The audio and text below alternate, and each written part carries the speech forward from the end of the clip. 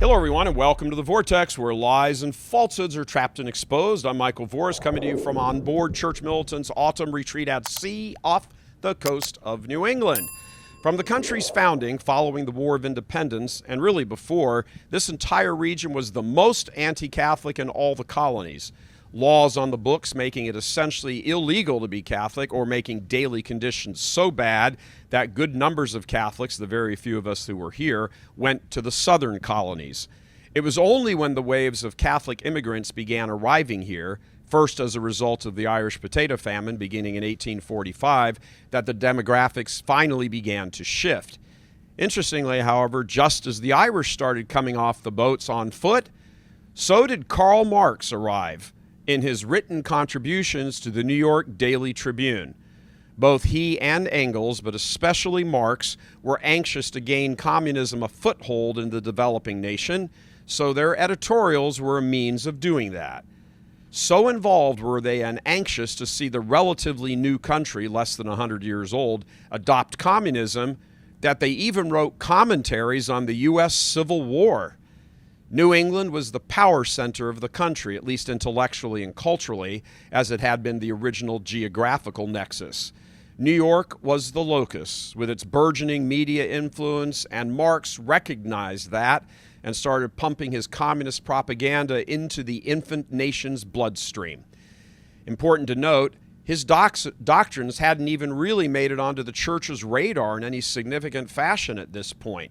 He had about a 40-year head start and was able to lay the groundwork before the church even really knew about him. As the first waves of the Irish began to arrive and crowded into tenements and ghettos in New York and New England, they were heavily discriminated against by the supermajority Protestants. Jobs were hard to come by, wages were incredibly low, and scratching out a living proved to be tough. Many fanned out to other growing urban areas, Chicago, for example, and slowly formed a hard-working labor class. As the Industrial Revolution picked up steam, the demand for cheap labor increased, and largely Catholic immigrants filled those jobs.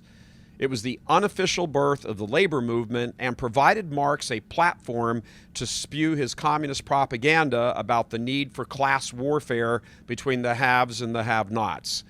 That Karl Marx was being published in the New York media even before the U.S. Civil War speaks volumes.